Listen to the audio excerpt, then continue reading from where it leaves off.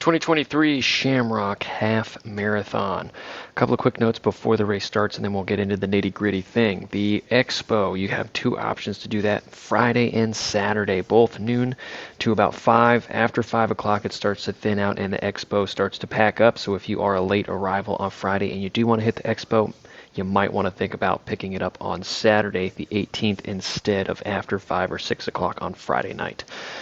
That is pretty much it for the Expo. They walk you through a couple of steps to do. Make sure you get your bib, your shirt, and they tell you to check out the vendors. If you do go and you are planning to walk around a bit, make sure you do not spend multiple hours at the Expo. The idea is for you to check in, check everything out, and if nothing's interesting or kind of piques your interest, get off your feet and get ready for race day, which will be in a couple of days. There's no packet pickup on race morning unless you are a race day will call, which you do have to pay extra. Kind of a cool feature and something that is new this year. Moving on here to the kind of the main aspect of this course. This is a pretty flat course here. Water stops are going to be every 1.5 miles. They're going to have noon available at water stops. Goo Energy Gel is only available at mile 5.5. So if you are doing the full, make sure you are grabbing a couple of gels at this station here. Porta potties are at the start and finish and adjacent to every water stop, which is a long way of saying every 1.5 miles. There are going to be pace groups here. This is going to be a very predominant pace group race. They're going to have lots of people there. They're going to have signs. They're going to be carrying them. You won't be able to miss it. And a couple of quick facts here before we get into course elevation and pacing are your 7:30 a.m. start time on 42nd Street and Atlantic Avenue. If you Google those two streets, it will take you right to it. And the course limit is 4 hours. Records were both set last year where we had Harrison running a 1:07 and Kate running a 1:13 respectively. This year I am expecting that those records will be challenged if not fall. So course map this year. Let's zoom in a bit for you. So we are starting kind of adjacent to the Neptune statue right through there. You are going to be finishing there. So when we start here, there's a couple of things to keep in mind. First is that you have the Atlantic Ocean running right through here. It's very, very common for for wind to be coming off of the water, but since we have this land mass right here that ends, very, very common again for the wind to swirl throughout here. Okay, it will be going typically in a counterclockwise fashion through here, and just because the wind is predominantly going in one direction, do not expect it to only be in that direction. Very, very common and pretty normal in this area to just have a swirling type wind. So you can't really rely on going out one direction and coming back with the tailwind. You know, there's as you go throughout here, you're going to have to pace things accordingly, and just I would run this race like there was no wind and then gauge it based off of where you were feeling in that moment. So this is going to be a course where power is going to come in major, major handy, especially for those headwinds or crosswinds that you're going to be feeling. During the first mile to about 2.5 miles, major, major winds, major crosswinds, major battles here for setting your paces, getting in your groups that you want to. Very, very common for athletes to be boxed in beyond the first mile marker here.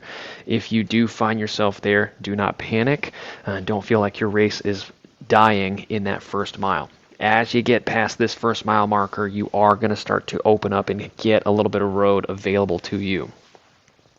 After you make this left-hand bend over 2 mile from 2.5 to 3, this is where kind of the main challenge of the course comes in terms of elevation from that 2.5 to about 5 mile marker, and that is here pretty much along the shore drive area, and I would say even beyond. Once you take this right hand turn, you're going to have the last bit of elevation to climb up to mile 6.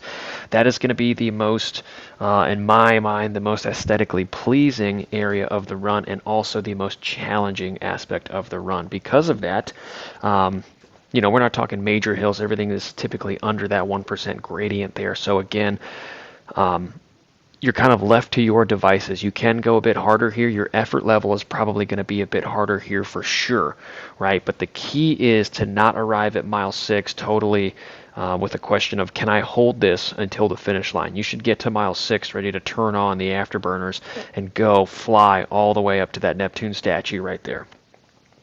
So once you get through here, if we go back to that elevation profile, there is a steady decline until the finish line. Okay. From mile 6 to 7.5, make sure you're landing with your feet underneath you and not super far out in front of you, because that is the first real downhill portion of the race. It's very, very common for athletes to reach in front of them with their legs, kind of to find that ground in front of them. If you do that, you will find your legs feeling terrible at about mile 11. You're going to have some quad cramps right in there, and very, very common on this course to have athletes walk the last half a mile or up to a mile, depending on how hard they have gone and how incorrectly they have run from mile 6 to 8.5 past that lighthouse there. Now, let's talk about the course offerings. You can see here we have these water drops are the aid stations out on course. Remember, the aid station is going to have your gels right here, are going to be about 5.5 miles right through there. Okay, make sure you are grabbing at least one here. What is very, very common for a half marathon plan is for an athlete to have a gel right at that 3-mile mark, get another one here, and if they need it, popping it right away, or have it in their back pocket waiting for about mile 8.5 to 9, 8, somewhere in there. But if you are kind of if your nutrition is such that we have gone through some procedures and talks and you're on the higher side, don't feel like you have to stick with 1 or 2 gels. You know, if your plan calls for a little bit more calories, then you need to have a little bit more in there. Make sure you are also having water, or at the very least noon, right? This is not a course where you can avoid some of that.